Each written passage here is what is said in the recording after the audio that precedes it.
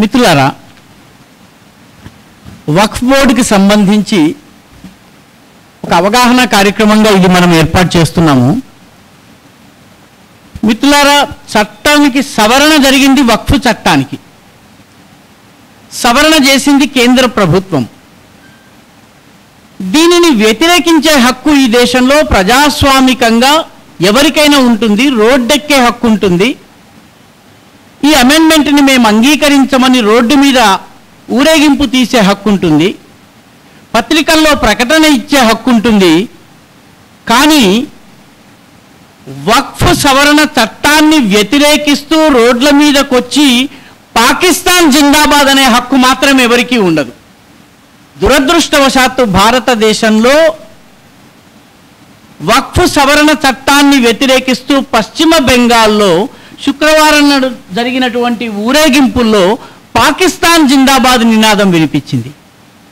కాబట్టి ఈ వక్ఫ్ చట్టాన్ని వ్యతిరేకిస్తున్న వాళ్ళు వక్ఫ్ని సమర్థిస్తున్నారా, పాకిస్తాన్ని సమర్థిస్తున్నారా? ఈ ప్రశ్నకి వాళ్ళు ముందు జవాబు చెప్పాల్సిన అవసరం ఉంది. వక్ఫ్ గురించి మనము సవరణలో లేకపోతే డిఫెన్సో లేకపోతే స్పష్టీకరణలో ఇచ్చే ముందు వక్ఫ్కి పాకిస్తాన్ జిందాబాద్కి ఉన్న సంబంధం ఏమిటి అన్నది వాళ్ళు చెప్పాల్సిన అవసరం ఉంది. వాస్తవానికి ఉంది మిత్రులారా. మనలో చాలామంది వక్ఫ్ దాని సవరణను దీని గురించి ఒక పరిమితమైనటువంటి కోణంలోంచి ఆలోచిస్తున్నాము. ఈ వక్ఫ్ సవరణ చట్టము వెనుక ఉన్నటువంటి భూమికను, దాని లోతుపాతుల్లోకి చాలామంది వెళ్ళడం లేదు. చర్చ అంతా కూడాను చట్టంలో ఏముంది, దీనివల్ల ఏమి నష్టము, ఏమి లాభము, దీనికే పరిమితమైంది. వాస్తవానికి కొద్దిగా మనం మన దేశ చరిత్రలోకి వెళ్ళినట్లయితే 1857లో మొట్టమొదటి తిరుగుబాటు బ్రిటిషర్ల పైన ఈ దేశంలో జరిగింది. ఈ పోరాటము జరిగినప్పుడు ముస్లిములు హిందువులు కలిసి ఒక పక్షాన ఉండి బ్రిటిషర్ల పైన యుద్ధం చేశారు. వాళ్ళు అల్లాహు అక్బర్ నినాదం ఇచ్చేవాళ్ళు, దీన్ దీన్ అని నినాదం ఇచ్చేవాళ్ళు, హర్ హర్ మహాదేవ్ అని చెప్పేసేసి మారో ఫిరంగీకో అని చెప్పి హిందువులు నినాదం ఇచ్చారు. ఫిరంగి అంటే విదేశీ, బ్రిటిషర్ అన్నమాట. యూరోపియన్ని ఫిరంగి అనేవాళ్ళు. ఒకే పక్షాన హిందువులు ముస్లిములు దాదాపు 1000 సంవత్సరాలు కలహించుకున్న తరువాత, పరస్పర ఘర్షణలు జరిగిన తరువాత మొట్టమొదటిసారి భారతదేశ చరిత్రలో హిందువులు ముస్లిములు భుజానికి భుజం కలిపి ఆంగ్లేయుల పైన పోరాడారు. ఈ పోరాడే సమయంలో మరాఠా హిందువులు ఎవరైతే ఉన్నారో వాళ్ళు ఢిల్లీలో సుల్తాన్గా నవాబుగా ఉన్నటువంటి మొఘల్ నవాబు అయినటువంటి బహదూర్ షా జఫర్ని రాజుగా ప్రకటించారు. స్వతంత్ర భారతదేశపు రాజ్యాన్ని పరిపాలించే రాజుగా బహదూర్ షా జఫర్ని ప్రకటించారు. ప్రకటించింది ఎవరు?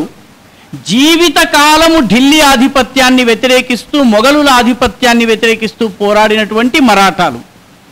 ఈ దేశంలో ఉన్నటువంటి ముస్లిములు ఏమన్నారంటే, హిందువులు ముస్లిములు కలిసి పోరాడుతున్నాం కాబట్టి హిందువుల మనోభావాల్ని కాపాడడం కోసము మేము గోహత్యను పూర్తిగా బంద్ చేస్తాము, ఆపేస్తాము.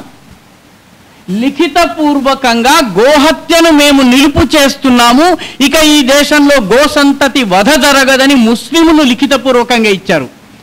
దానితో పాటు అయోధ్యలో ఉన్నటువంటి రాముని యొక్క జన్మభూమిని హిందువులకు అప్పగిస్తామని చెప్పారు. ఇదంతా ఎప్పుడు జరిగిందండి? 1857లో జరిగింది. 1857 తిరుగుబాటుని 2 సంవత్సరాల్లో బ్రిటిష్ వాడు అణిచివేశాడు. కానీ వాడికి ఒక విషయం అర్థమైంది. ఏమర్థమైంది? ఈ దేశంలో హిందువులు ముస్లిములు కలిసి ఒక పక్షాన గనక వచ్చినట్లయితే మా పరిపాలన సాగదు. కాబట్టి వీళ్ళని విడగొట్టాలి, చెడగొట్టాలి, పడగొట్టాలి. దీనికి అన్నిటికన్నా సులువైన మార్గం ఏంటంటే ముస్లిం సముదాయంలో వేర్పాటువాదాన్ని పెంచాలి. ఇది 1857 తరువాత జరిగింది. 1857 తరువాత 1871లో W.W. హంటర్ అనేటటువంటి వ్యక్తి, వీరు విద్యారంగానికి చెందినటువంటి వాళ్ళు. హంటర్ గారు ఎడ్యుకేషన్ సిస్టమ్ మీద కూడా చాలా పెద్ద పుస్తకాన్ని రాశారు. దేశానికి స్వతంత్రం వచ్చిన 75 సంవత్సరాల తరువాత కూడా హంటర్స్ బుక్ ఆన్ ఎడ్యుకేషన్ మనం ఈ రోజు కూడా చదువుతున్నాం. It is the standard book for most of the professors and teachers of education department. ఈ డబ్ల్యూడబ్ల్యూ హంటర్ అనేవాడు ఒక పుస్తకం రాశాడు. ఆ పుస్తకం పేరు ఇండియన్ ముసల్మాన్స్. ఇండియన్ ముసల్మాన్స్ని ఏ రకంగా వాళ్ళలో విచ్ఛిన్న భావాల్ని రేకెత్తించవచ్చు, ఏ రకంగా వాళ్ళని మిగతా సముదాయం నుంచి వేరు చేయవచ్చును, ఇది దానికి సంబంధించినటువంటి ఒక బ్లూ ప్రింట్ని ఆయన ఈ డబ్ల్యూడబ్ల్యూ హంటర్ రాశాడు.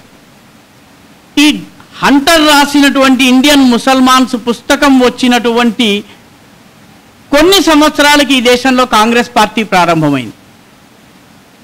1890s, 1870, 1880sలో కాంగ్రెస్ పార్టీ ప్రారంభమైంది. ఆ తరువాత 1906లో ఢాకాలో నవాబ్ సలీముల్లా నాయకత్వంలో ముస్లిం లీగ్ ఏర్పాటైంది. ముస్లిం లీగ్ ఏర్పాటుకి, కాంగ్రెస్ పార్టీ ఏర్పాటుకి సహకరించినటువంటి హ్యూమ్స్ అండ్ వెడర్బర్న్ అనేటువంటి బ్రిటిష్ ఆఫీసర్లు ఏ రకంగానైతే ప్రయత్నం చేశారో సరిగ్గా అదే రకంగా బ్రిటిష్ ఆఫీసర్లు ప్రయత్నం చేసి ముస్లిం లీగ్ని ఏర్పాటు చేశారు. పార్టీ ముస్లిం లీగ్ ఏర్పాటు చేసింది ఢాకా మహారాజా అయినటువంటి, ఢాకా నవాబ్ అయినటువంటి సలీముల్లా. దాని వెనక ఉన్నది బ్రిటిష్ అధికారులు. దాని తరువాత ముస్లిం లీగ్ ఏర్పాటైనటువంటి కొద్ది రోజుల్లో 1906లో ముస్లిం లీగ్ ఏర్పాటైంది. 1909లో ఈ దేశంలో హిందువులకి ముస్లింలకి సపరేట్ ఎలక్టరేట్ ఏర్పడింది. సపరేట్ ఎలక్టరేట్ అంటే ఏంటి? ఇప్పుడున్నటువంటి రిజర్వేషన్ల సిస్టమ్ కాదు. పాత తరం వాళ్ళకి తెలుస్తుంది. ఒకే ఊరిలో, విజయవాడ అనే ఊరిలో, విజయవాడకి ఒక ఎంపీ ఉంటాడు. He's a Hindu MP, voted in by only Hindu voters. There will be a Muslim MP who will be voted in by only Muslim voters. ముస్లిం ఓటర్లు హిందూ అభ్యర్థికి ఓటు వేయలేడు, హిందూ అభ్యర్థి ముస్లింకు ఓటు వేయలేడు. అంటే ఒకే నియోజకవర్గంలో రెండు ప్యారలల్ కాన్స్టిట్యుయెన్సీస్ తయారు చేశారు. దీన్ని కమ్యూనల్ ఎలక్టరేట్ లేదా సపరేట్ ఎలక్టరేట్ అంటారు. మింటో మార్లే సంస్కరణల్లో అంతర్భాగంగా ఇది వచ్చిందండి. 1909లో, 1906లో ముస్లిం లీగ్ వచ్చింది, 1909లో ఇది వచ్చింది. 1909 నాటికి అలీగఢ్లో స్టార్ట్ చేసినటువంటి Anglo Mohammedan Oriental School Aligarh Muslim యూనివర్సిటీగా మారింది. ఇవన్నీ ఒక క్రమంలో జరిగినాయండి. వక్ఫ్కి దీనికి సంబంధం లేనట్టు అనిపిస్తుంది, కానీ there is a definite connection between all these things. ఒక మామూలు స్కూల్గా థియోడర్ బెక్ అనే బ్రిటిషరు ప్రారంభించినటువంటి స్కూలు అలీగఢ్ ముస్లిం యూనివర్సిటీగా మారింది. The name of the university it self is Aligarh Muslim university. దానికి వ్యతిరేకంగా బనారస్ హిందూ యూనివర్సిటీ రావాల్సి వచ్చింది. బనారస్ హిందూ యూనివర్సిటీని మన నాయకులు పేరెక్కడ మార్చేస్తారోనని భయపడి మదన్ మోహన్ మాలవీయ గారు ప్రతి ఇటుక మీద BHU అని రాయించారు. హెచ్ బి కన్నా యు కన్నా పెద్దగా ఉంటుంది. ఎందుకంటే రేపు ఎవరన్నా మొత్తం యూనివర్సిటీని బద్దలు కొట్టినా ఈ ఇటుకల మీద హెచ్ అనేది బయటపడాలి, ఇది ఎవరిదో తెలియాలి అన్నటువంటి ఉద్దేశంతో ఆయన పెట్టారు. అది వేరే విషయం, దానికి మన చర్చకి సంబంధం లేదు. సరిగ్గా ఇది జరిగినటువంటి కొన్ని సంవత్సరాలకి యు విల్ బి సర్ప్రైజ్డ్. అంటే వక్ఫ్కి ఎక్కడ లింకేజ్ ఉంది అన్నది మనకు అర్థం కావాలన్నట్లయితే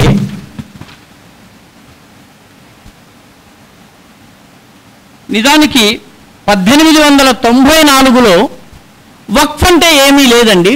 మనకి ఏ రకంగానైతే మనందరం కూడాను దేవుడి కోసము భూముల్ని దానమిస్తాము, ఆస్తులు దానమిస్తాము, బంగారాన్ని దానమిస్తాము, రకరకాల సేవలు చేయిస్తాము, సేవలు చేసే వాళ్ళకు భూములు కేటాయిస్తాము, దేన్నైతే ఈరోజు దేవాదాయ ధర్మాదాయ శాఖ అన్నటువంటి పేరుతో వ్యవహరిస్తున్నామో ఆ శాఖ ఏర్పడటానికి ముందు హిందూ సమాజము తమ మందిరాల్ని కాపాడుకునేందుకు ఏ సహాయం అయితే చేసిందో అదే రకంగా ముస్లిములు కూడా తమ తమ సంస్థల్ని కాపాడుకోవడానికి నిధులు ఇచ్చారు. పర్ఫెక్ట్లీ లీగల్, తప్పు లేదు. ఎందుకంటే ప్రతి మతంలో ఉన్నవాడికి తన మతాన్ని పాటించాలన్నటువంటి కోరిక ఉంటుంది, అది పెరగాలన్న కోరిక ఉంటుంది, దానికోసం ఆర్థిక సహాయము దన్ను ఇవ్వాలన్నటువంటి భావన ఉంటుంది, అందులో కూడా అభ్యంతరం లేదు. కాబట్టి ముస్లిములు ఈ దేశంలో భూములు ఇచ్చారు, రాజులు ఇచ్చారు, ధనవంతులు ఇచ్చారు, డబ్బున్నటువంటి వాళ్ళు కూడా ఇచ్చారు. ఈ రకంగా ప్రపంచవ్యాప్తంగా ఇచ్చారు, మన దేశంలో కూడా ఇచ్చారు. ఆ రకంగా దేవునికి ఇచ్చిన భూమిని ఇంకా మ్యూటేషన్ చేయడానికి వీల్లేదు. It is immutable. వక్ఫ్ అంటే ఇక్కడితో అంతము అని అర్థం అనమాట. ఇక్కడితో ఇంకా దీని లావాదేవీలు సమాప్తమని. కాబట్టి దేవుడికి ఇచ్చింది మళ్ళీ నేను ముట్టుకోను, ఇది వక్ఫ్. కాబట్టి చాలా పవిత్రమైనది, చాలా మంచిది. దాని వెనుకున్నటువంటి ఉద్దేశం మంచిది. నా ధర్మము, నా ధర్మంలో ఉన్నటువంటి పేదవాళ్ళకి లాభం కలగాలని అనుకోవడము, ఇవన్నీ కూడా చాలా మంచి విషయాలు. నిజానికి ఇస్లాంకి 5 మూల స్తంభాలు ఉన్నాయి. ఆ 5 మూల స్తంభాల్లో ఒక మూల స్తంభము జకాత్. నమాజ్ ఉంది, అదేవిధంగా హజ్కి వెళ్ళడం ఒకటి ఉంది.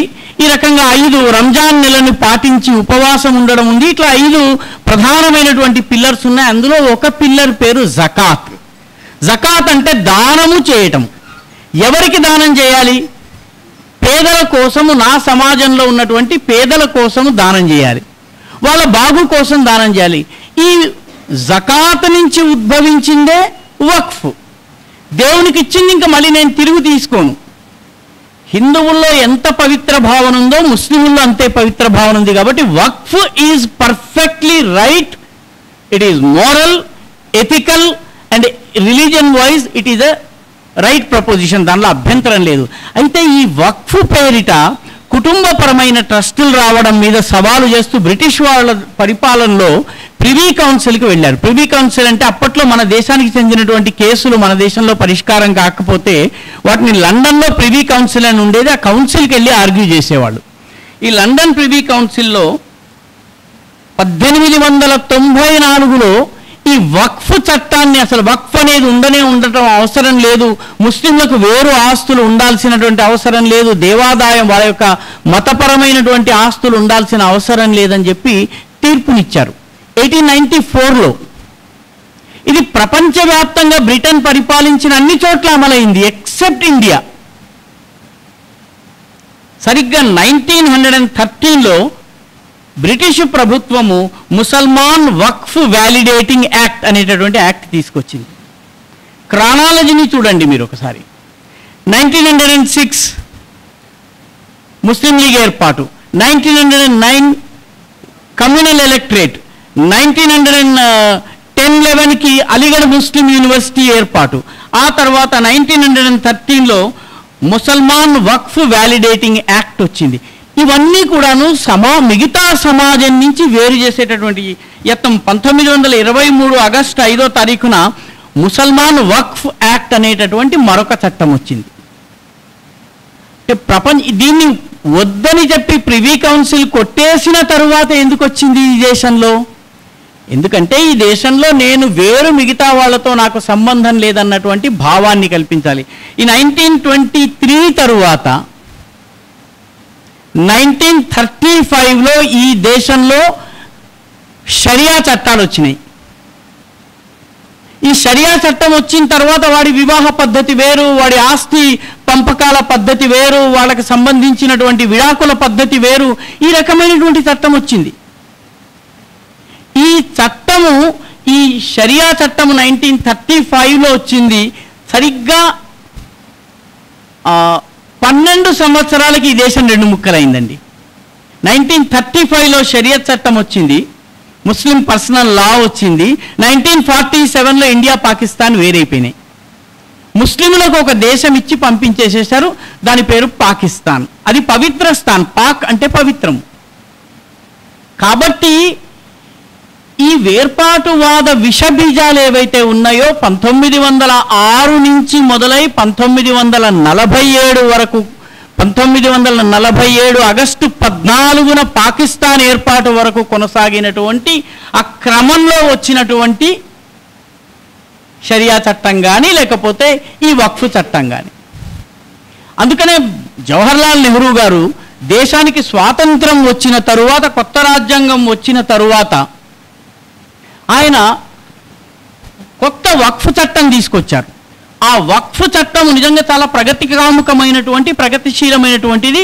మతం కోసము, ధర్మం కోసము, ఉపాసన కోసము, వాళ్ళ పేదల అభివృద్ధి కోసము, ముఖ్యంగా మహిళలకు అన్యాయం జరుగుతుంది కాబట్టి వాళ్ళ కోసము ఈ ఆస్తులను ఉపయోగించాలి. ఈ ఉద్దేశంతో వక్ఫ్ చట్టాన్ని నెహ్రూ గారు 1955లో తీసుకొచ్చారు. మన దేశ దురదృష్టం ఏంటంటే ఈ వేర్పాటువాదం ఏదైతే బ్రిటిషర్లు నాటినటువంటి వేర్పాటువాదాన్ని తరువాత వచ్చినటువంటి రాజకీయ నాయకులు కొనసాగించారు. ఓట్ల రాజకీయాల కోసము నువ్వు వేరు, నీ చట్టం వేరు, నీకు మాకు సంబంధం లేదు, ఈ దేశంలో ఉండే రిజిస్ట్రేషన్ యాక్ట్కి నీకు సంబంధం లేదు, ఈ దేశంలో ఉన్నటువంటి సక్సెషన్ యాక్ట్కి నీకు సంబంధం లేదు, ఈ దేశంలో ఉన్నటువంటి ట్రస్టులకు సంబంధించిన యాక్ట్కి నీకు సంబంధం లేదు అని వాళ్ళని వేరు చేసే ప్రయత్నము ఈ దేశంలోని రాజకీయ పార్టీలు చేసిన దురదృష్టవశాత్తు ఇది కొనసాగుతూ వచ్చింది. 1984లో ఈ దేశానికి చాలా ప్రగతి కాముకుడైనటువంటి ప్రగతిశీలుడైనటువంటి ఒక యువ నాయకుడు ప్రధానమంత్రి అయ్యాడు, రాజీవ్ గాంధీ. రాజీవ్ గాంధీ వచ్చిన తరువాత ఈ మొత్తము వక్ఫ్ పేరిట ఆస్తులు దుర్వినియోగం అవుతున్నాయి, ఈ దుర్వినియోగాన్ని ఆపాలి, నిజంగా ఈ వక్ఫ్ ఆస్తులు సర్వసాధారణ ముస్లిం పేదలకు లాభం చేకూర్చాలన్నటువంటి సదాశయంతో రాహుల్ గాంధీ గారు 1984లో దీనికి సవరణలు చేశారు. రాహుల్ గాంధీకి చేసే అవకాశం బహుశా ఈ జీవితంలో రాకపోవచ్చు, చేస్తే కొలంబియాలోనో ఇంకెక్కడో వియత్నాంలోనో మలేషియాలోనో ఇంకెక్కడన్నా చేయాలి, కానీ మన దేశంలో అవకాశం రాదు. రాజీవ్ గాంధీ చాలా అద్భుతమైనటువంటి ప్రయత్నం చేసి ఈ వక్ఫ్లో ఈ భూ వివాదాలు చాలా ఉన్నాయి కాబట్టి ఈ భూ వివాదాలని పరిష్కరించేందుకు ట్రైబ్యునల్స్ ఏర్పాటు చేయాలి, రాష్ట్రాలన్నింటిలో కూడా ఈ వక్ఫ్ అంతా కూడా కేవలం కేంద్రం మాత్రమే ఉండకూడదు, దీన్ని డీసెంట్రలైజ్ చేయాలని చెప్పి ఆయన స్టేట్ వక్ఫ్ బోర్డులు ఏర్పాటు చేశారు. చాలా మంచి ఉద్దేశంతో చేశారు రాజీవ్ గాంధీ గారు, చాలా మంచి ఉద్దేశంతో. కానీ ఆ తరువాత ఒక సంఘటన జరిగింది 84 తర్వాత, మనలో చాలామందికి తెలుసును. ఒక 53 ఏళ్ల ముసలావిడకి 5 పిల్లల్ని కన్న తరువాత భర్త గారికి ఆమె నచ్చలేదు, ఆయన తలాక్ అన్నాడు, ఆమెని విడగొట్టేశాడు, ఆమెకి విడాకులు ఇచ్చేశాడు. విడాకులు ఇచ్చిన తర్వాత మరి నేను ఎలా బ్రతకాలి అంది ఆ ముసలి తల్లి. అంటే ఆయన అన్నాడు, పెళ్లి సమయంలో నువ్వు నాకు మెహర్గా 53 రూపాయలు ఇచ్చావు, ఇదిగో నీ 53 రూపాయలు నువ్వు తీసుకో, నీ నువ్వు బతుకు అన్నాడు. రాజీవ్ గాంధీ గారి గుండె కరిగిపోయింది, ఏమిటిది ఈ అన్యాయం అన్నారు. సుప్రీంకోర్టు తీర్పిచ్చి లేదు ఆమెకి భరణం ఇవ్వాలి అని చెప్పి, ఆమెకి ఇంత భరణం ఇవ్వాలి, ఈ చట్టం ప్రకారం ఆమెకి భరణం ఇవ్వాలి, ముస్లిం పర్సనల్ లా ఏదైతే ఉందో దాన్ని మార్చాలి అని చెప్పి సుప్రీంకోర్టు ఆదేశం ఇచ్చిన తర్వాత రాజీవ్ గాంధీ గారు చాలా ప్రగతిశీలమైనటువంటి వ్యక్తి, ఈ వక్ఫ్ చట్టాన్ని మార్చినట్టే షరియా చట్టాన్ని కూడా మారుస్తానన్న తర్వాత జరిగింది ఏంటంటే, ఈ దేశంలో ఉన్నటువంటి మిగతా పార్టీల వాళ్ళు వచ్చి, సార్ మీరు ఈ రకంగా చేస్తే నా ఎంపీ సీటు పోతుంది, నాకు ఎందుకంటే నా ఓటు ఫలానా పార్టీ ఓటు ఫలానా వర్గం ఓట్లు రావు, ఇలా 1 2 3 4 ఎంపీలు వచ్చి చెవులు కొరికేసరికి రాజీవ్ గాంధీ గారు బెంబేలు ఎత్తారు, కంగారు పడిపోయారు. నెమ్మదిగా ఈ షరియా చట్టాన్ని వెనక్కి తీసుకున్నారు. ఏ మంత్రి చేత అయితే ఈ షరియా చట్టాన్ని ప్రతిపాదిస్తూ ప్రసంగింపజేశారో ఆ మంత్రి పదవికి రాజీనామా చేయాల్సి వచ్చింది. ఆయన పేరు ఆరిఫ్ మొహమ్మద్ ఖాన్, ప్రస్తుతం బీహార్ గవర్నర్గా ఉన్నారు. అదే సమయంలో వక్ఫ్ చట్టం ఏదైతే చాలా ప్రగతిశీలమైనటువంటి 1984 సవరణ ఉందో ఆ సవరణ కూడా నీరుగారడం ప్రారంభమైంది. ఇది మనం గమనించాలి.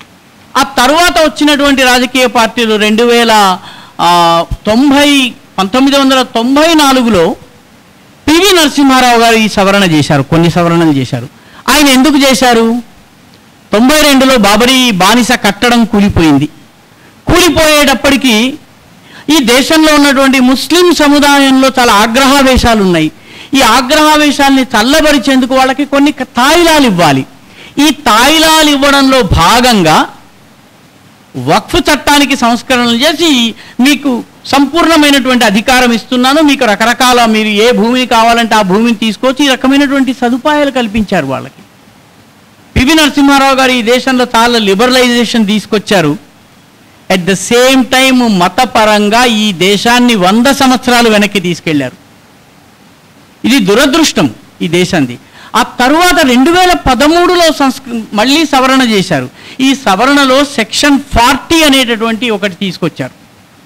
వక్ఫ్ సవరణలో సెక్షన్ 40 వచ్చింది.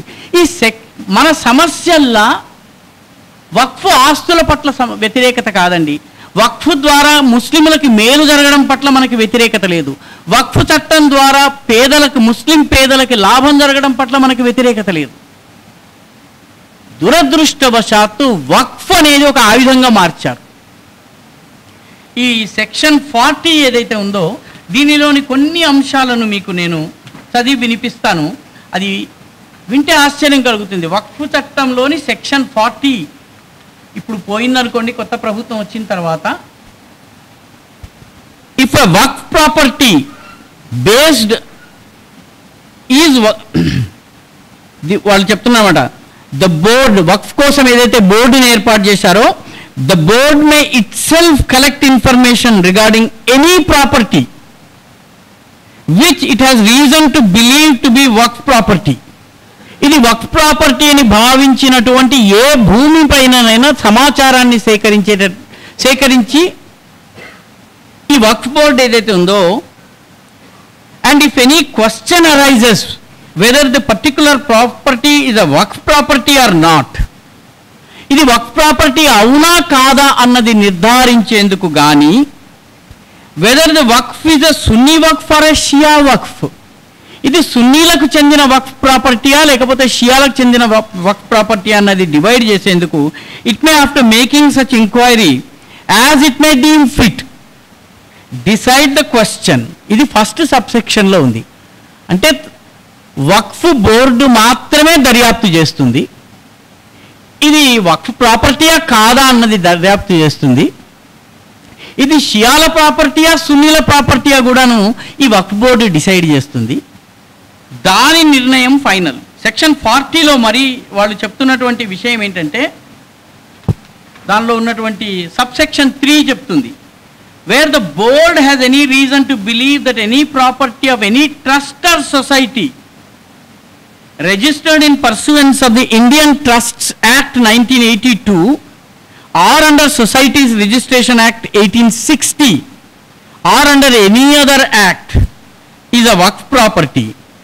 అంటే ట్రస్ట్ చట్టం కింద కానీ, రిజిస్ట్రేషన్ చట్టం కింద కానీ, ఇంకే చట్టం కింద కానీ ఒక భూమిని రిజిస్టర్ చేసిన, ట్రస్ట్గా ఏర్పాటు చేసిన దానిని వక్ఫ్ బోర్డు గనక ఇది మా ప్రాపర్టీ అని భావిస్తే, the board may notwithstanding anything contained in such act, ఈ చట్టాల్లో ఉన్న వాటిని పక్కన పెట్టి hold an enquiry in regard to such property, దానిపైన ఎంక్వైరీ ఎవరు కండక్ట్ చేయాలి? అదే వక్ఫ్ బోర్డు చేయాలి. And if after such enquiry the board is satisfied that such property is waqf property, call upon the trust or society as the case may be either to register such property under this act as waqf property. ఇది ఆదేశించవచ్చు. నువ్వు trust act ప్రకారం కానీ, ఇంకొక act ప్రకారం కానీ, registration act ప్రకారం కానీ నువ్వు చేసినటువంటి ఈ డీడ్ ఏదైతే ఉందో దీనిని నువ్వు వక్ఫ్ ప్రాపర్టీ కింద మార్చు. And or show cause why such property should not be so registered, provided that in all such cases notice of the action proposed to be taken under this subsection shall be given to the authority by whom the trust or society has been registered. నీ భూమిని నువ్వు register చేసిన భూమిని నేను వక్ఫ్గా తీసుకుంటున్నానని trust యాక్ట్ని దానికి ఎవరైతే నిర్వాహకులుగా ఉన్నటువంటి ప్రభుత్వ అధికారులు ఉన్నారో లేకపోతే రిజిస్ట్రేషన్స్ చేసే రిజిస్ట్రార్కో చెప్పితే చాలు, ఆ భూమిని వక్ఫ్గా మార్చుకోవచ్చును. దీనిలో ఇంకొకటి ఉంది, the board shall after duly considering such cause as may be shown in pursuance of the notice issued under so and so, the board's decision is final unless it is revoked or modified by a tribunal. అంటే వక్ఫ్ board తీసుకున్న నిర్ణయం final. దాని మీద మీరు appeal చేయాలంటే వక్ఫ్ ట్రైబ్యునల్కి వెళ్ళాలి. Tribunal గనక లేదు అని చెప్పి ట్రైబ్యునల్ గనక దీనికి విరుద్ధంగా తీర్పునిస్తే మాత్రమే అమలు చేయాలి. సో ఇది సెక్షన్ 40. ఇది 2013లో ఎలక్షన్స్కి ముందు తీసుకొచ్చారు. ఎలక్షన్స్కి కొద్ది రోజుల ముందు ముస్లిం వర్గం ఓట్ల కోసం ఢిల్లీ నగరంలో 123 ప్రాపర్టీస్ని వక్ఫ్కి బదలాయించేసిందండి ప్రభుత్వం, అప్పుడున్నటువంటి ప్రభుత్వం, మన్మోహన్ సింగ్ ప్రభుత్వం.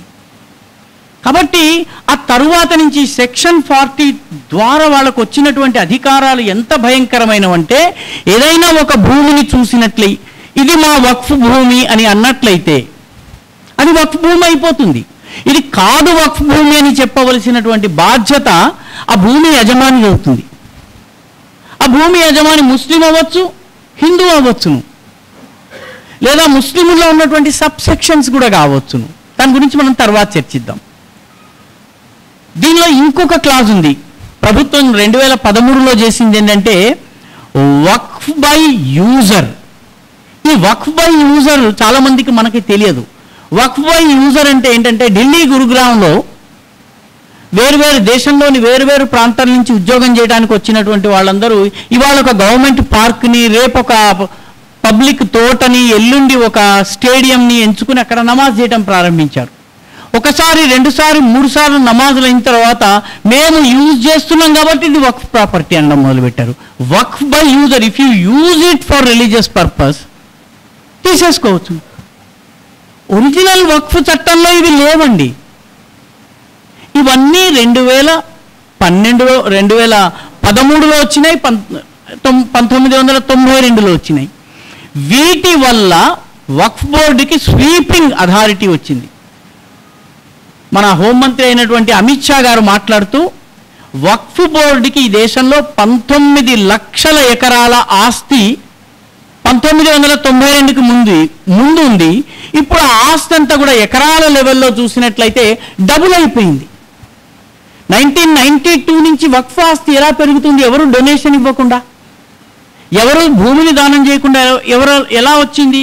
ఎలా వచ్చిందంటే section 40 of the Waqf act వల్ల వచ్చింది. అదేవిధంగా వక్ఫ్ బై యూజర్ వల్ల వచ్చింది. ఇక్కడ 10 రోజులు మేము నమాజ్ చేసినట్లయితే ఇది మా భూమి అవుతుంది. ఇది వక్ఫ్ బై యూజర్. కొత్త చట్టంలో ఈ రెండింటిని తీసేశారు. కాబట్టి గమనించవలసిన విషయం ఏంటంటే ఈ దేశంలో మొత్తము సైన్యం తరువాత, రైల్వేస్ తరువాత అత్యధిక భూమి ఉన్నటువంటి భూకామందు ఎవరు? నిజానికి కమ్యూనిస్టులు భూకామందుల పైన చేసినటువంటి ఉద్యమం ఏదైతే ఉందో అది ఈ 3వ అతిపెద్ద భూకామందు మీద చేయాలి. ఆ 3వ అతిపెద్ద భూకామందు పేరు వక్ఫ్ బోర్డు. వక్ఫ్ బోర్డుకి దేశంలో 8,70,000 ప్రాపర్టీస్ ఉన్నాయండి. వీటి మొత్తము విలువ 1.2 lakh crores. దీనిలో 8,72,328 ఇమ్మూవబుల్ ప్రాపర్టీస్, స్థిరాస్తులైతే 16,713 చరాస్తులు ఉన్నాయి. మొత్తం ఇవి కాకుండా వక్ఫ్ ఎస్టేట్స్గా రిజిస్టర్ అయినవి 3,56,051 ఎస్టేట్స్ ఉన్నాయి. దేశంలో 30 వక్ఫ్ బోర్డులు ఏర్పడ్డాయి. ఈ మొత్తము అయితే గమనించాల్సిన విషయం ఏంటంటే ఈ మొత్తము 8.7 lakh ప్రాపర్టీస్ ఏవైతే ఉన్నాయో వీటిలో కేవలము 30% మాత్రమే మతపరమైనటువంటి పనులకు ఉపయోగిస్తున్నారు.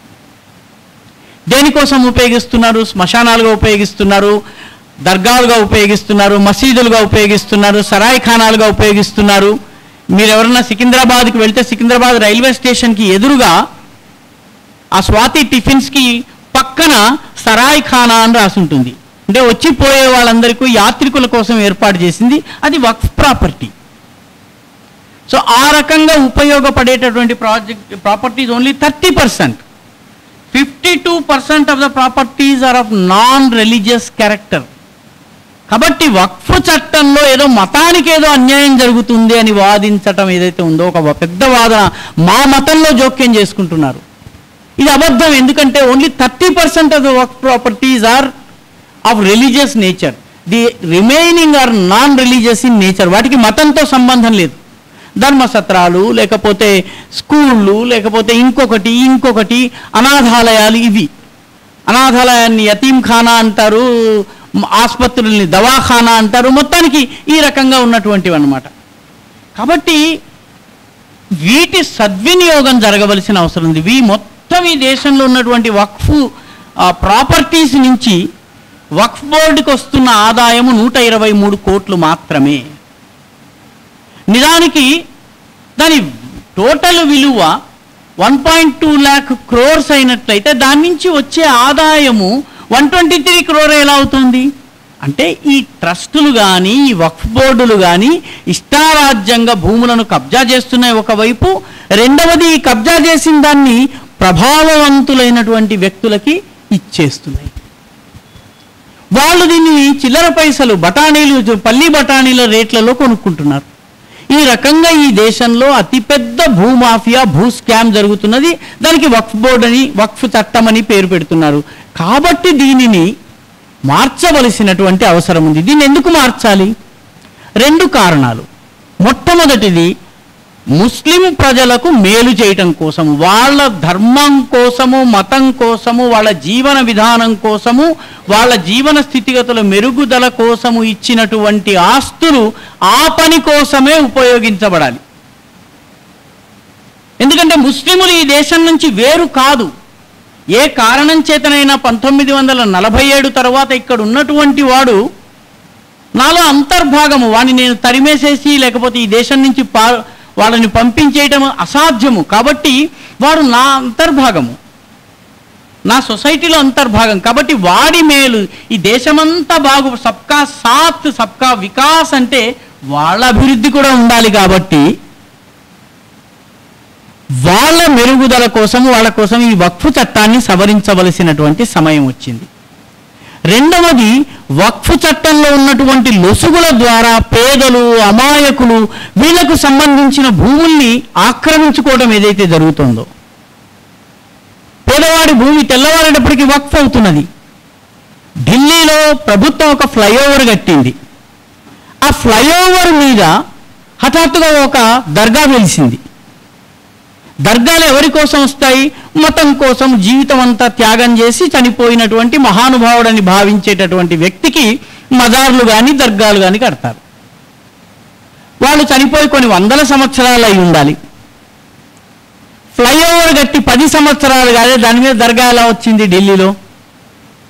దానిని ముట్టుకోవడానికి ప్రజలు భయపడ్డారు. చివరికి ఒక మహిళ తన కారు తీసుకొచ్చి కారు ఆపి కారులోంచి పారా పడుగు తీసి ఒక్కటే నిలబడి ఆ మొత్తం ఈ అక్రమ దర్గా ఏదైతే ఫ్లైఓవర్ మీద కట్టారో, వాడు చచ్చిపోతే సమాధి నేల మీద ఉంటుంది, ఫ్లైఓవర్ మీద ఎట్లా సమాధి చేస్తారయ్యా అని ప్రశ్నించి కూల్చేసిందండి ఢిల్లీలో.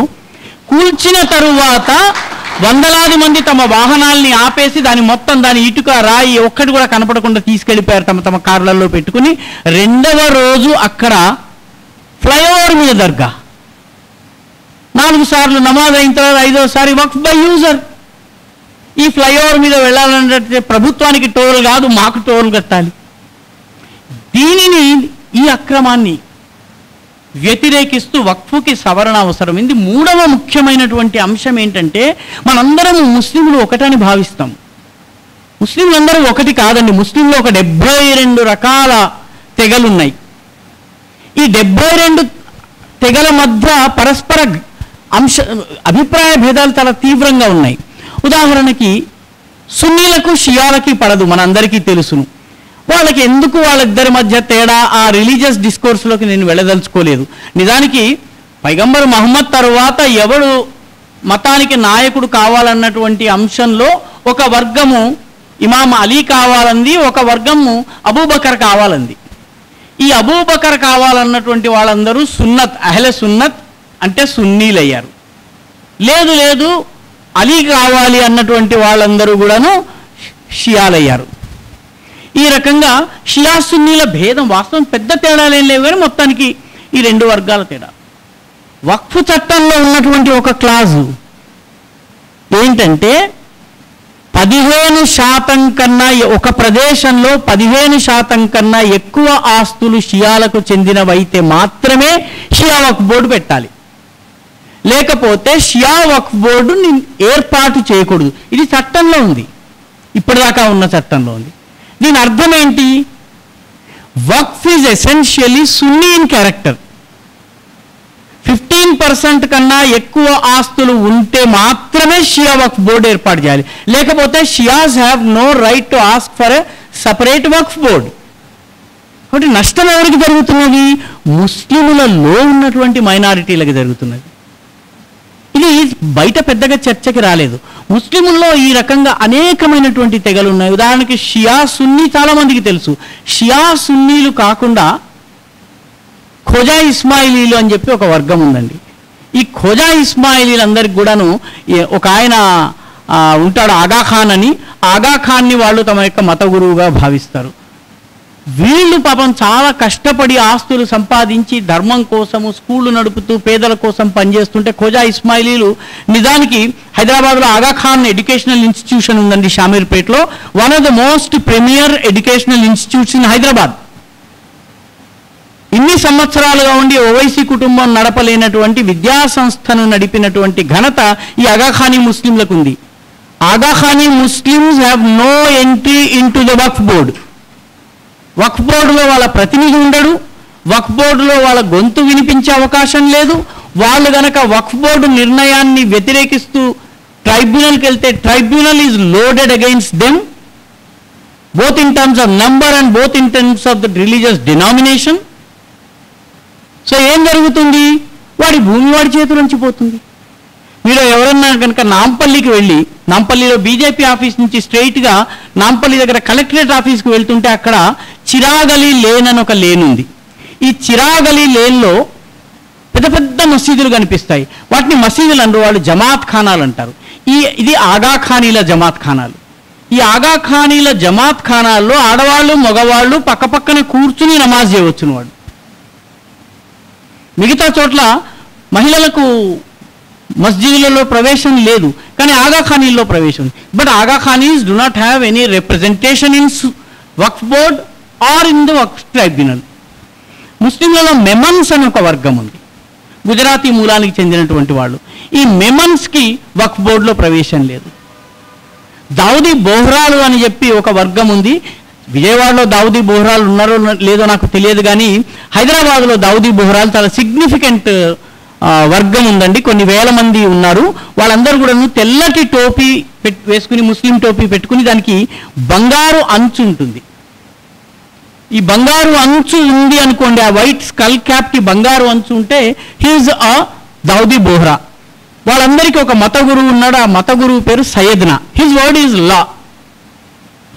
అయితే ఈ దావుదీ బోహ్రాలు కష్టపడి తమ ఆస్తిని కరగబెట్టి వాళ్ళు సేవా సంస్థ ఒకటి ఏర్పాటు చేసుకుని బొంబాయిలో ఈ బైకులలోనో లేకపోతే విల్లేపార్లేనో కట్టుకున్న తర్వాత ఒక 7-8 సంవత్సరాలు వాళ్ళు సేవా కార్యక్రమాన్ని నిర్వహించిన తర్వాత వక్ఫ్ బోర్డు వచ్చి ఇది మాది అంది.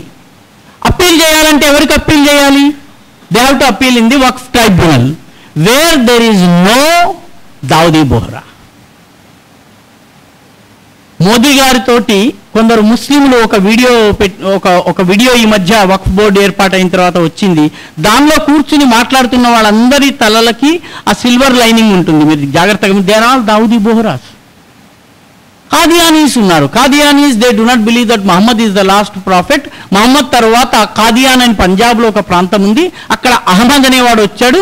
We are all followers of Ahmad కాబట్టి వీఆర్ అహ్మదియా అన్నారు. ఈ రకంగా అనేక కాయం ఖానీలు ఉన్నారు. తర్వాత మేవాటి ముస్లిమ్స్ ఉన్నారు. ఆ తర్వాత మీకు మెహదవీ పఠాన్లు ఉన్నారు. ముస్లిం ఇట్లాంటి అనేక వర్గాలు ఉన్నాయి. వీళ్ళెవరికీ వక్ఫ్ బోర్డులో ప్రాతినిధ్యం లేదు. Waqf board is essentially Sunni. So మొట్టమొదట పేదవాళ్లకు దీనివల్ల వాస్తవమైన లాభం జరగడం కోసం ఏ ఉద్దేశం కోసం ఇచ్చారో ఆ ఉద్దేశంతో నడిచేందుకు ప్రయత్నించడం ఒకటైతే, రెండవది నిరపరాధులైనటువంటి అమాయకులైనటువంటి వ్యక్తుల నుంచి బలవంతంగా మోసపూరితంగా భూముల్ని లాక్కోవటము ఆపవలసిన అవసరం ఉంది. మూడవది ముస్లింలలోనే ఉన్నటువంటి మైనారిటీల్లో ఉన్నటువంటి మైనారిటీల యొక్క హక్కులను కాపాడాల్సిన అవసరం ఉంది. అందుకనే ఈ దేశంలో వక్ఫ్ చట్టాలని సవరించాలన్నటువంటి డిమాండ్ చాలా కాలం నుంచి ఉంది. ఈ డిమాండ్ చేసిన వాళ్ళలో లాలూ ప్రసాద్ యాదవ్ ఉన్నారు. ఈ డిమాండ్ చేసిన వాళ్ళలో అబ్దుల్ కలాం ఉన్నారు. ఈ డిమాండ్ చేసిన వాళ్ళలో రాజీవ్ గాంధీ ఉన్నారు. దీనికోసము ప్రయత్నించిన వాళ్ళలో ఇందిరాగాంధీ ఉన్నారు. ఆ ప్రయత్నము వాస్తవంగా ఫలితము వచ్చేలాగా చేసినటువంటి పనిని నరేంద్ర మోదీ ప్రభుత్వం చేసింది. నరేంద్ర మోదీ ప్రభుత్వం కూడా ఆషామాషిగా ఏదో చెయ్యాలి కాబట్టి చేయలేదండి. దీనిపైన 4 సంవత్సరాలుగా హార్డ్ వర్క్ జరిగింది. మనలో చాలా మందికి తెలియదు.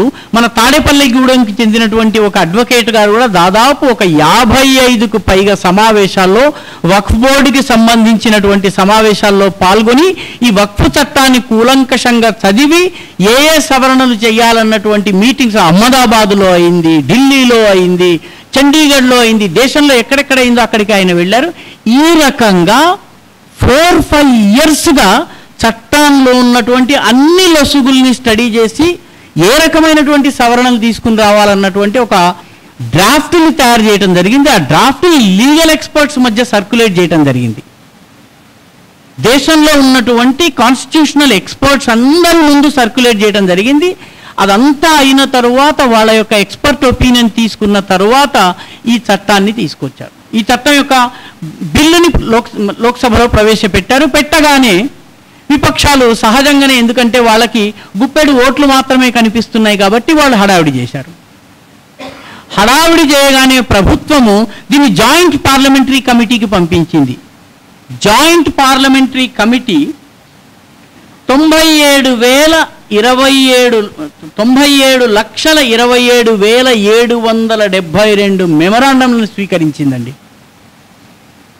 అంటే జాయింట్ పార్లమెంటరీ కమిటీ చేసిన పని ఏంటంటే దాదాపు 1,00,000 మెమరాండంలను స్వీకరించింది. 10 పట్టణాల్లో 10 రోజులు క్యాంప్ చేసి వచ్చిన అభిప్రాయం ఉన్న ప్రతి వ్యక్తితో మాట్లాడటం జరిగింది.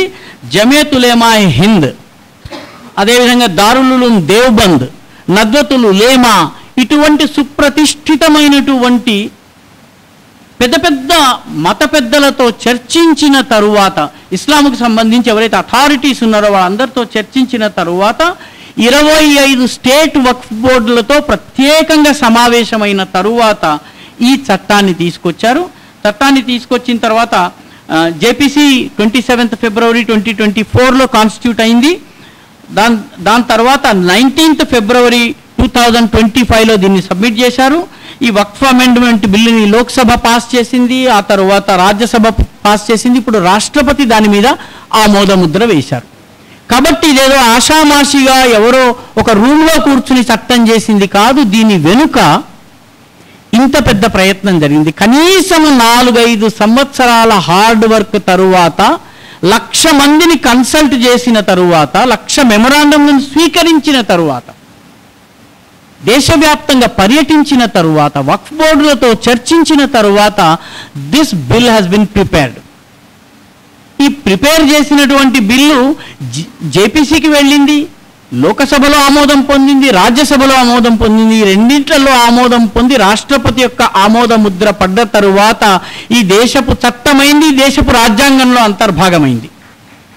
రాజ్యాంగంలో అంతర్భాగమైనటువంటి ఈ వక్ఫ్ సవరణని నేను పాటించను అని ఎవరన్నా తలతిక్క రాష్ట్ర ముఖ్యమంత్రులు కనుక అన్నట్లయితే వాళ్ళు రాజ్యాంగ విరుద్ధమైన పని చేస్తున్న వాళ్ళు అవుతారు. రాజ్యాంగం మీద వాళ్ళు ఏదైతే ప్రమాణం చేస్తారో వాళ్ళు 2 ప్రమాణాలు చేస్తారండి. ఓత్ ఆఫ్ సీక్రసీ ఉంటుంది, oath on constitution of India ఉంటుంది. రాజ్యాంగాన్ని పాటిస్తానన్నటువంటి ఉంటుంది. దానికి వాళ్ళు విరుద్ధంగా వెళ్ళిన వాళ్ళు అవుతారు, వాళ్ళపైన యాక్షన్ తీసుకోవచ్చు.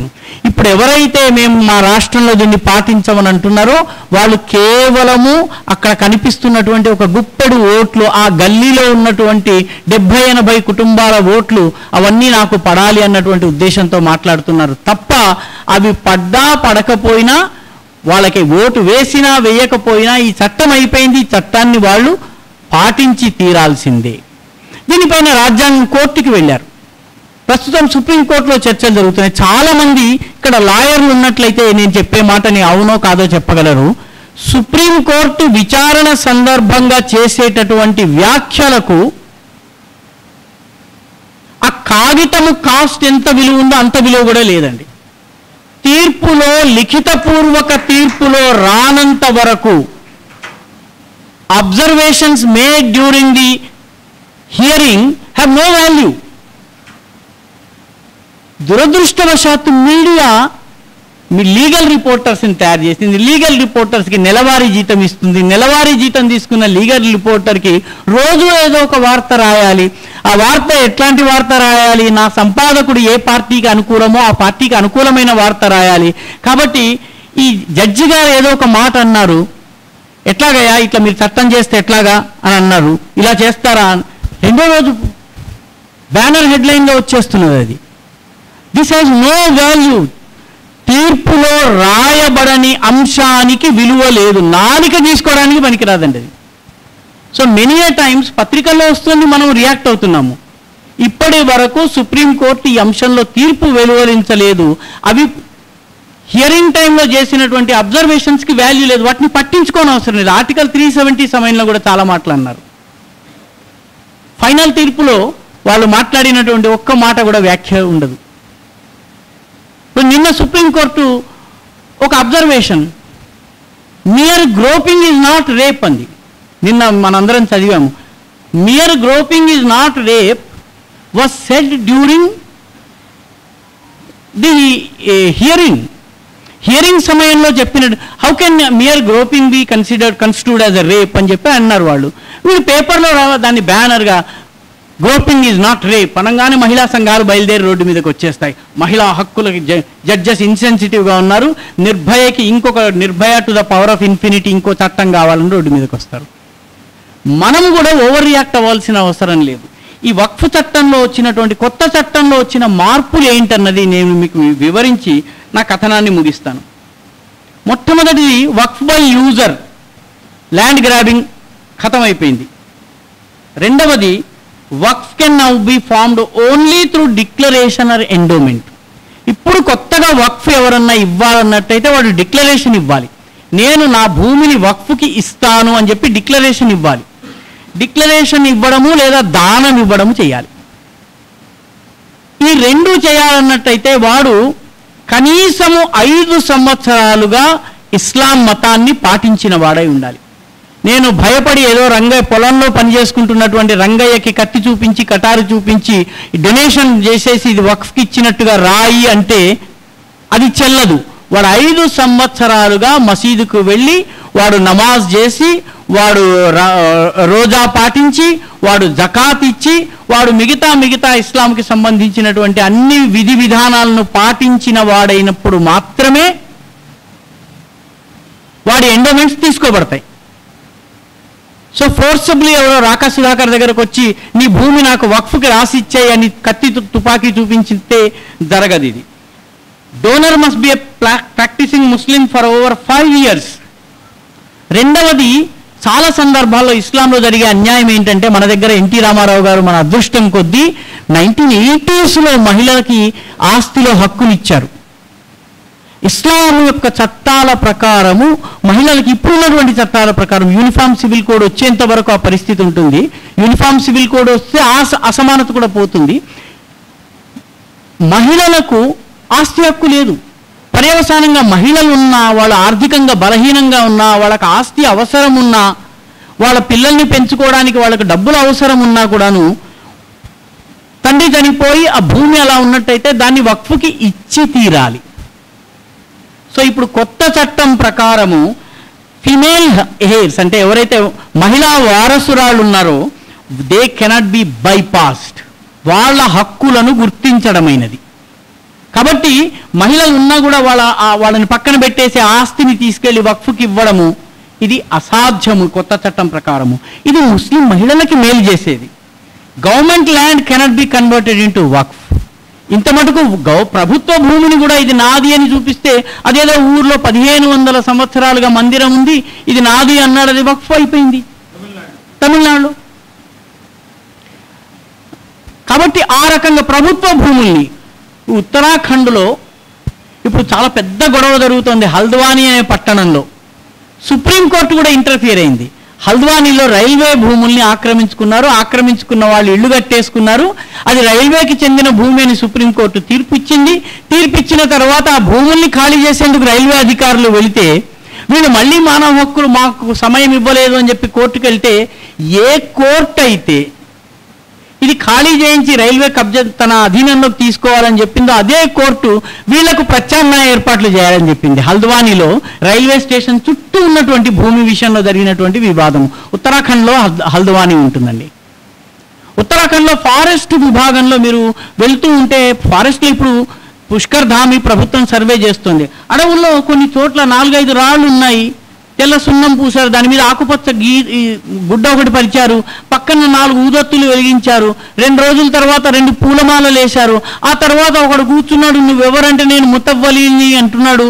5-6 రోజుల తర్వాత అక్కడికి వస్తున్నారు భక్తులు, కోరికలు కోరుకుంటున్నారు, కోరికలు తీరిపోయాయి అంటున్నారు. నెమ్మదిగా దానికి ఉర్సు, చందనోత్సవం, ఫలానా మిగతా అన్ని నడుస్తున్నాయి. Government lands cannot be taken away because of this amendment.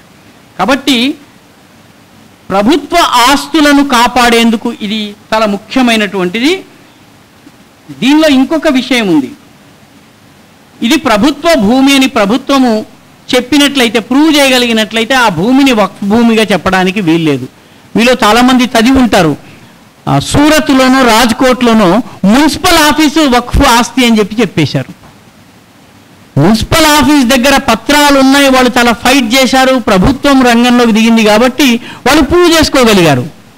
కృష్ణుడు కాబట్టి శమంతకమణిని తెచ్చాడు, బల్లూకమణిని కొట్టాడు, ఆ తర్వాత సత్రాజిత్తుని కన్విన్స్ చేశాడు. అది గవర్నమెంట్ కాబట్టి రాజ్కోట్లో చేసింది. రాకా సుధాకరో లేకపోతే రామచంద్ర గారు ఎలా చేయగలుగుతారు?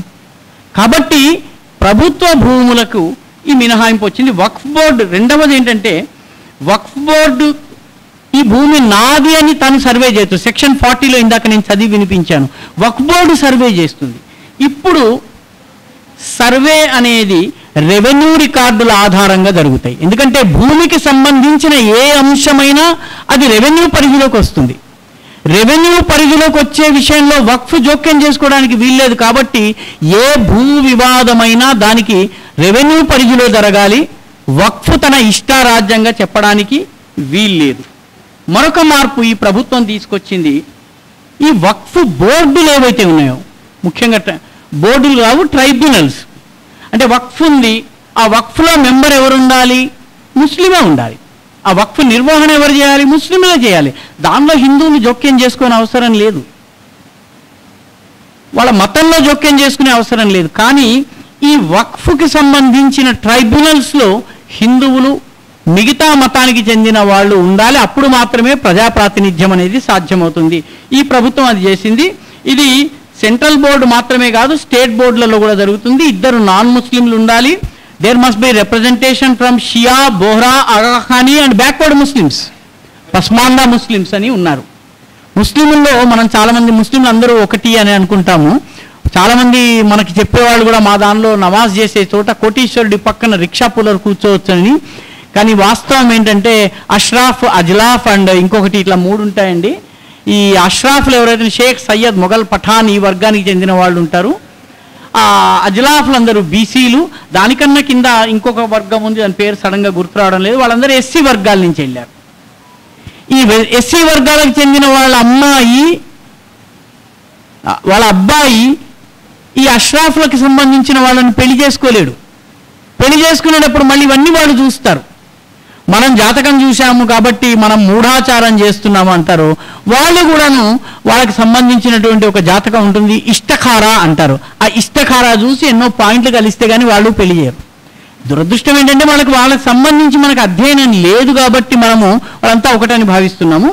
వీళ్ళందరికీ కూడా ప్రాతినిధ్యము, దీనిలో 2 ముస్లిం మహిళలు కూడా ఉండాలి అని ప్రభుత్వం చెప్పింది. ముస్లిం మహిళలు, హిందూ మహిళలు కాదు. వక్ఫ్ ట్రైబ్యునల్ అనేది ఇంత మటుకు కోర్టులు దానికి వర్తించవు. ఇప్పుడు కోర్టులకు అవి జవాబు చెప్పవలసి ఉంటుంది. అంటే వాటి నిర్ణయాన్ని కోర్టులో సవాల్ చేయవచ్చు. వీటి ఆడిట్ జరగాలి. వక్ఫ్ ఆస్తులకు సంబంధించినటువంటి ఆడిట్స్ కానీ, వాళ్ళ బోర్డులు సంబంధించినటువంటి రూల్స్ అండ్ రెగ్యులేషన్స్ కానీ, ఇవన్నీ సెంట్రల్ గవర్నమెంట్ ఇప్పుడు పరిశీలించగలుగుతుంది. మీకు ఒక తమాషా ఉదాహరణ చెప్తాను.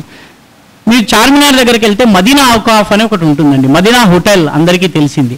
ఆ మదీనా హోటల్ వాస్తవానికి అదొక వక్ఫ్. అలాద్దీన్ అనేటటువంటి ఒక ధనవంతుడు ఒక ఆస్తిని కట్టి, ఆ ఆస్తిలో 500 దుకాణాలు ఇచ్చి, ఆ అద్దె ద్వారా వచ్చినటువంటి డబ్బు, అదేవిధంగా ఈ మదీనా హోటల్లో టీ తాగినటువంటి వాళ్ళు టీ మొత్తము ఆ హోటల్ నిర్వహణ తర్వాత మిగిలిన ప్రతి పైసా మదీనాకి పంపేవాడండి. మక్కా మదీనాలు మనలో చాలామందికి తెలియదు. 1970 వరకు, అంటే గల్ఫ్ దేశాల్లో ఆయిల్ పడనంత వరకు మక్కా మదీనాలకు దిక్కు లేదు. వాటిని పట్టించుకున్నవాడు భారతీయ ముస్లిం మాత్రమే. హైదరాబాద్కి చెందినటువంటి నవాబు, అదేవిధంగా భోపాల్కి చెందినటువంటి నవాబు, పటౌడీకి చెందినటువంటి నవాబు. హర్యానాలో పటౌడీ అనేటటువంటి సంస్థానం ఉంది, ఆ సంస్థానానికి చెందినటువంటి నవాబు.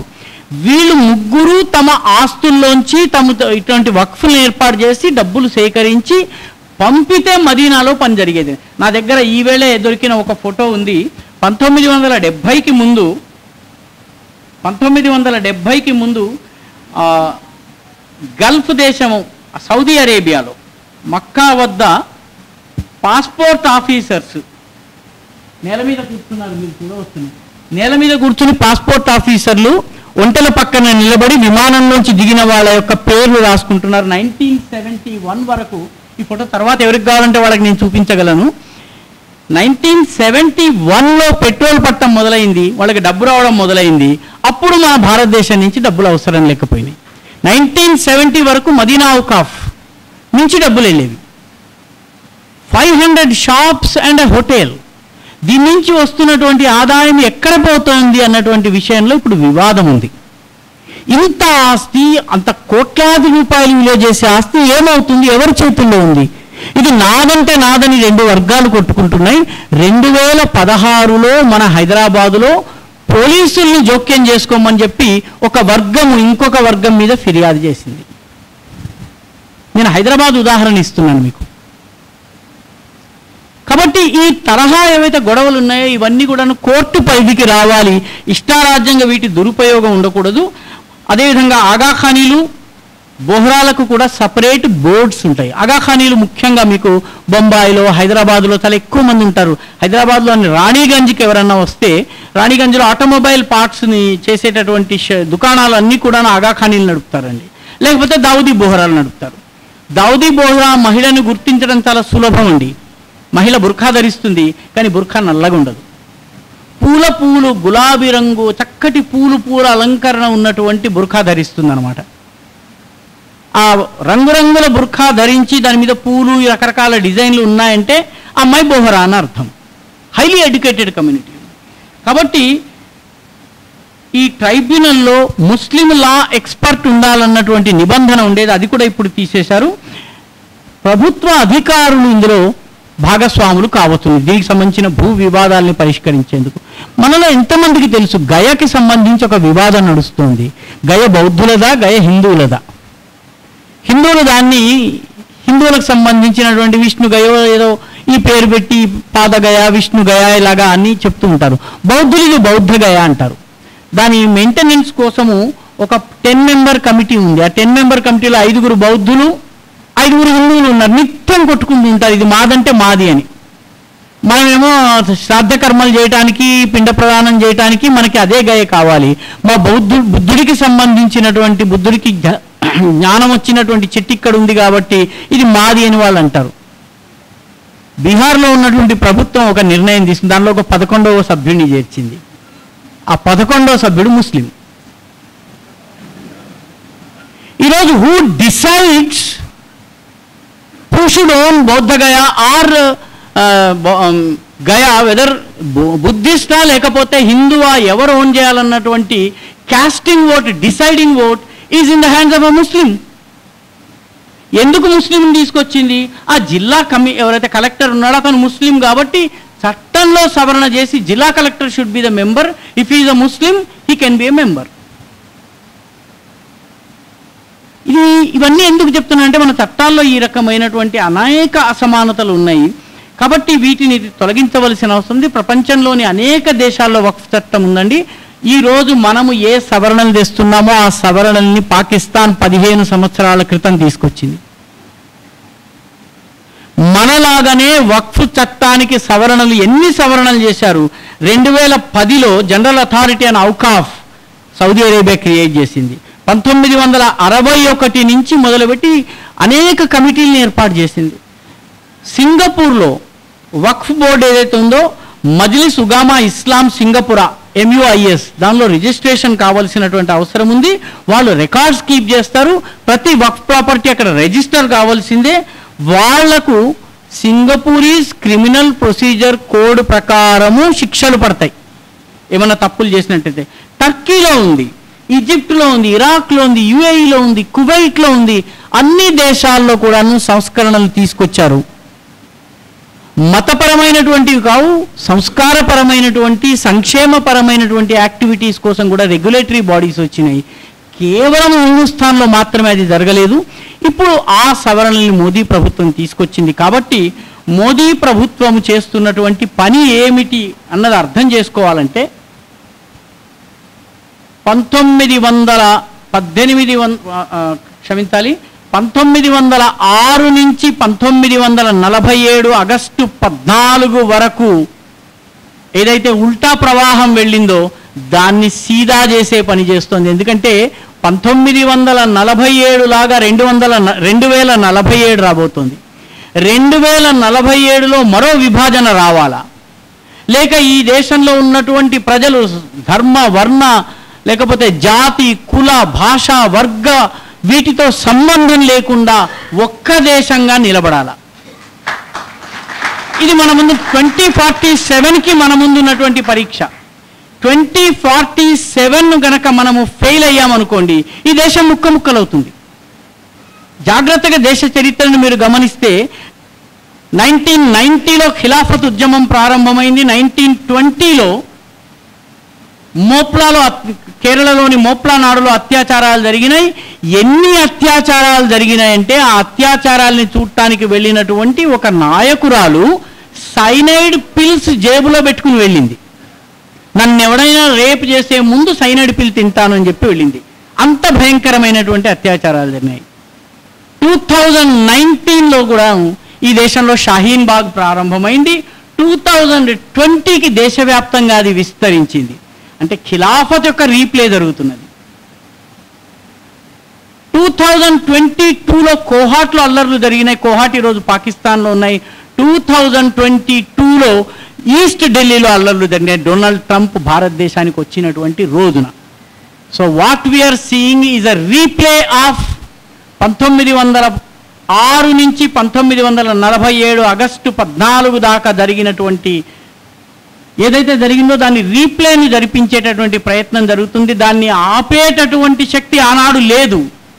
1925లో నాగపూర్లోని మొహితేవాడలో ఒక 5 పిల్లలతో దానిని వ్యతిరేకించేటటువంటి ఒక మహాశక్తి ఒక డాక్టర్ గారు ప్రారంభించారు.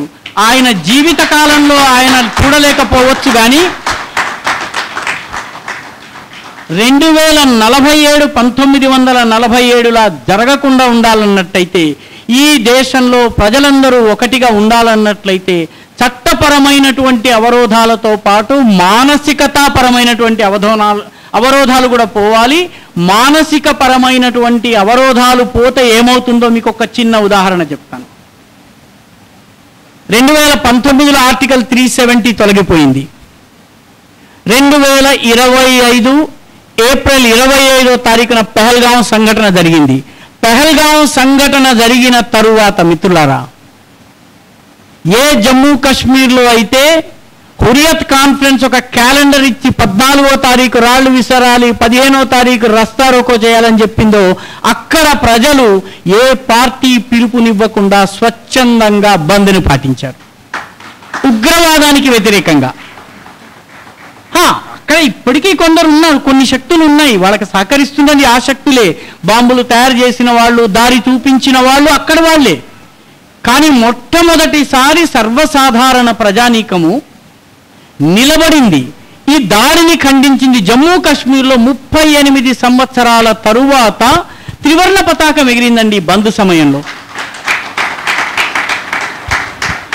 దీని ప్రభావం ఎలా ఉంటుందో అది కూడా చెప్పి నేను ముగిస్తాను. దీని ప్రభావం ఎలా ఉంటుందంటే, ఈ దాడి ఏప్రిల్ 25వ తారీఖున పెహల్గాంలో దాడి చేసిన తర్వాత ఈ దాడిని మేమే చేశాం అని ద రెసిస్టెన్స్ ఫ్రంట్ అనేటటువంటి సంస్థ ప్రకటించింది.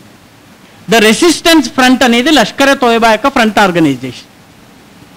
ఈ రెసిస్టెన్స్ ఫ్రంట్ ప్రకటించినటువంటి 4 గంటల తరువాత పాకిస్తాన్లో లష్కరే తోయబా యొక్క డిప్యూటీ చీఫ్ అయినటువంటి సైఫుల్లా కసూరి వాడి పేరు.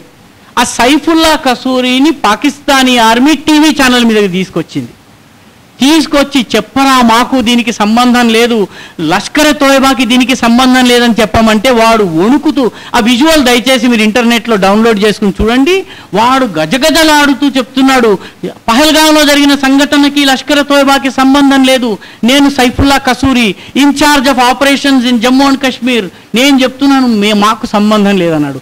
వాడు చెప్పిన 2 రోజుల తరువాత ఏప్రిల్ 26న అంటే నిన్న ద రెసిస్టెన్స్ ఫ్రంట్ ఒక స్టేట్మెంట్ జారీ చేసింది. ఏమని జారీ చేసింది? ఈ దాడి మేము చెయ్యలేదు, 24వ తారీఖున మేము చేశామని చెప్పినటువంటి సంస్థ మేము చెయ్యలేదు అని.